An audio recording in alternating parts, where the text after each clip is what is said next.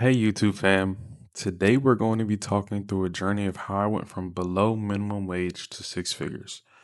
Let me start by saying, if I can do this, you can too. I'm a college dropout who didn't have much going for himself while in college or before really. I'm going to take you from a young, dumb high school kid to where I am now. Before high school, I was like a lot of kids. I shoveled snow in the winter for money, mowed lawns in the summer. This made me enough to buy one video game every so often, so it kept me satisfied. My first real job, I guess you can call it, was at a car wash in my hometown when I was 16. Thinking back on it, I'm not even sure we were getting paid minimum wage. We got a small wad of cash at the end of each week and then whatever tips customers gave us. As much as I hated this job, it taught me a few things. One, that I never wanted to do this much labor in my life again.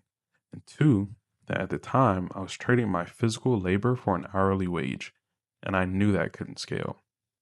I wasn't even getting paid per car I cleaned. I would get paid the exact same, excluding tips, whether I cleaned 50 cars or 5. Even at an early age, I knew this wasn't the right fit for me. Not only that, but I saw many older workers around me who weren't particularly happy and were still putting their bodies through intense labor, cleaning away while life passed them by. This was a great first example of what I did not want to do. In high school, I played sports and video games all 4 years. Grades were an afterthought. So during my senior year of high school, I was stuck on deciding a major. I literally picked my major by searching the highest paid careers where I did not have to complete extra years of school. Business and sales came up as one of the best options, and so I went off to school to study business. As a freshman in college, you couldn't have your car on campus. There were exceptions to this rule, though, one of which being that if you had a car and could prove you needed to commute, you were allowed to have a car. This led to me getting my first sales job as a freshman in college, going door to door selling windows. Before I got the job, I didn't even know it was a sales job. I saw an ad in the local newspaper that said the job paid $16 an hour with opportunity to earn commission. I had no idea how commission worked or what it meant, but I dreamt of what I could do and all the things that I would buy with the $16 an hour income and a car. I would be the man on campus in my mind. I called to ask about the position, and they asked me to come in for an interview. The process of getting the job was extremely easy, and knowing what I know now, that was a red flag. Nonetheless, I got the job, got my parking exception, now have my car on campus, and a nice little job. I didn't know it at the time, but this job would propel me to heights I could have never imagined in my career. Why? Because of sales. I would never advise someone to go into door to door selling windows unless they absolutely have to, but that grueling experience set me up big time. It was humbling, embarrassing, yet at times rewarding. It taught me resilience, grit, work ethic, and most importantly, how to face rejection. I wasn't very good at that first sales job, but I showed up every day knowing I would fail, wanting to get better anyway. Speaking of wanting to get better, there came a point that I wanted to leave the life of door to door. While it taught me a lot, just wasn't for me. Now that I had a bit of experience in sales, I wanted to see what else was out there that I could take on. I watched countless Andy Elliott, Grant Cardone, Jeremy Miner to try and hone my sales skills. I was looking for other jobs in the industry where I could make a lot more money and not have to disturb people in the early mornings of a weekend. In watching people like Andy and Grant, they both had content on car sales. Grant has specifically stated that he was one of the best salesmen in the nation and made high six figures selling cars. I wanted parts. In spring of 2020, my life, along with the rest of the world, changed completely. The pandemic hit and my school sent us home. After we got sent home, I had more time to figure out this sales thing. I binged more content, and after a couple of months of inaction, I finally worked up the guts to apply to car dealerships. Can't remember what made me do this, but I do vividly remember walking into a local Kia dealership and asking for a job. I spoke to the sales manager and remember him telling me that his best rep the previous year made $95,000. As a kid who just came from selling windows for $16 an hour, that was all I needed to hear. That was my ticket. I kept on looking for other jobs because while 95,000 was a lot and more than I'd ever made in my lifetime at the time, I didn't want that to be my ceiling. I kept applying and looking around for other dealerships until I got a call from a Honda dealership. I spoke to the sales manager there, and their top rep was selling 30 cars a month. Even if every deal was a loser, which was unlikely, 30 cars a month is no small feat. I interviewed with the rest of their team and got the job. It was summer at the time, so all I had to worry about was selling cars and making money. I talked to several salespeople on the floor, one of whom who had just made $12,000 the previous month. I made it, is what I thought to myself. These guys were slinging cars, driving nice cars, and cashing commission checks. This is the life. I quickly realized that after a couple of weeks, that was not the life for me. There were 25 salespeople on the floor, and the dealership was selling 200 cars a month. The top guys were getting fed deals, so the little guys like myself were left to fend for themselves. As a rookie in this game, it was demoralizing. I wanted to find a way out because there was no way that I was going to keep making my weekly draw of $400.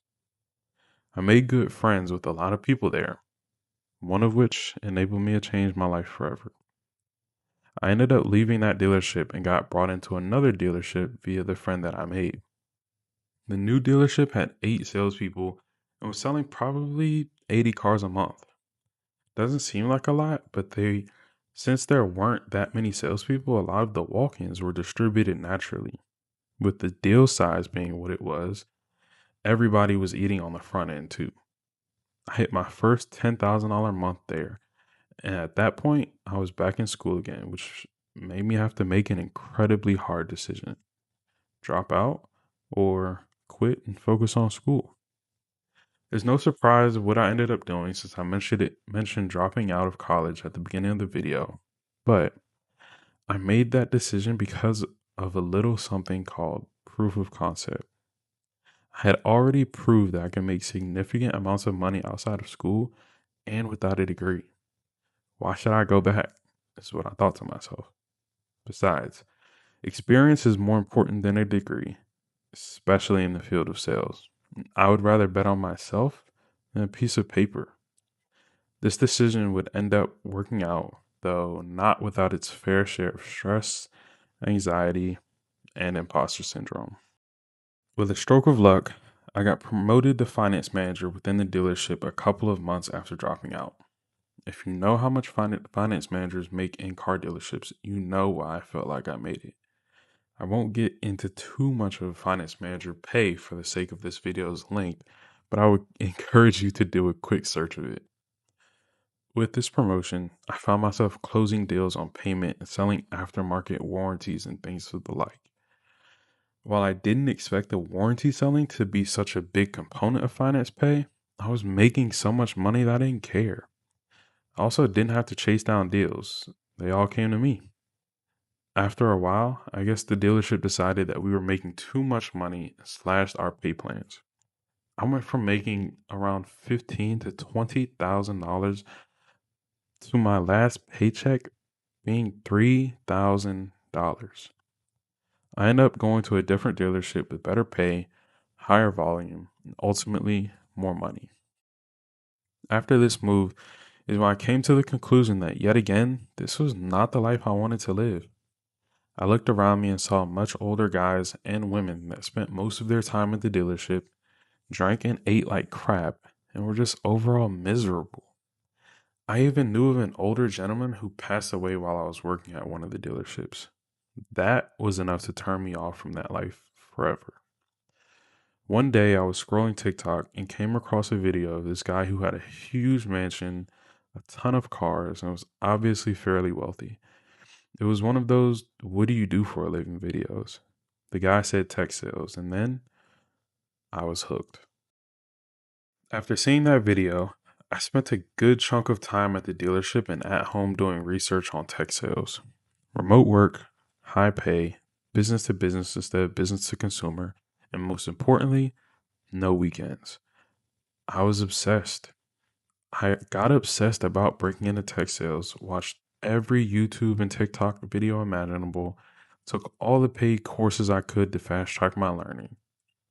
I managed to snag a few interviews at first, but didn't get anything to stick because I couldn't talk their language. They didn't care about how I dealt with snarky customers or uptight service people. They wanted to see and hear metrics. How did I improve processes? Blow my quota out the water? Things like that. And I didn't understand it at first. So at first I failed. I was doing interviews and applying for jobs with no luck for probably 5 months. A lot of it was due to not having a degree as well. I remember an Oracle recruiter reaching out to me on the phone interview when I mentioned I didn't have a degree. She said she had to stop the process because they have a rigid background check that scans for degrees. Bummer. That one hurt. That was an opportunity that could have been huge. After some more weeks of trying, I'd finally gotten a company to take a chance on me. They were a medium sized company in my local area that was hiring for SDRs, and in my interview, they asked me to sell them a marker. Yes, seriously. Even though it was unexpected, I did well and ended up getting the job. From there, I did my thing in that job and ended up getting an amazing opportunity at my current company. So, there you have it. That's the journey of below minimum wage, six figures. I'll leave you all with a few takeaways. Number one, you don't absolutely need a degree to succeed in this world. Does having one make it easier? A tad bit, yeah. But at the end of the day, if you have the experience, you can speak to your experience. It'll go a lot further than the person who, you know, messed around for 4 years in college and is expecting to come out of college with everything handed to them. I had to work hard for mine, and a lot of trials and tribulations came about, but floated and stuck it through. Number two, and this is specifically for today's day and age and our generation. You need to learn a high income skill. For me, it was sales. For you, it could be coding, sales, anything where you know that if you learn that skill, it will pay you for the rest of your life, one way or another. And last but not least, number three. And I think this is the biggest lesson in all of this. Bet on yourself. Nobody came to save me. No degree opened the door. No shortcut made it easier. Every big move I made happened because I decided to take the risk and back myself when it didn't make sense to anyone else. If you believe in your work ethic and keep showing up, that's the best investment you can ever make. If you enjoyed this video and you've gotten this far, do me a favor, like and subscribe. More content on the way for you guys. And of course, if you have any suggestions, feel free to drop them in the comments below.